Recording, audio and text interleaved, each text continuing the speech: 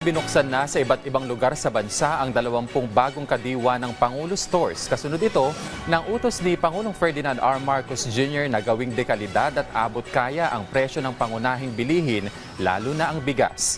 Pinangunahan ni Agriculture Secretary Francisco Tiu Laurel ang programa sa Barangay Hall ng Barangay Daang Bakal, Mandaluyong City. Dahil dito, mabibili na sa lahat ng kadiwa stores ang 43 pesos na Rice for All. Ating kadiwa ng Pangulo at masuportahan ang ating mga farmers, lalo na sa high value crops. Before the end of this year, meron ng magkakaroon ng mga kadiwa. Pina-finalize lang namin listahan doon sa 169 eh. Pero meron din tayo kasi lalagay na medyo malalaking cold storage, kagaya ng malaki sa Mindoro, di ba? Tapos maybe another one sa may car, then mas maraming maliliit along the way. So it's a whole system eh, no? Hindi tayo magtatayo ng kadiwa para lang magbenta. Kasama yung mula original preservation, cold storage para may buffer stock. Tapos ang susunod dyan is pati yung mga tracking papunta rito, pabalik.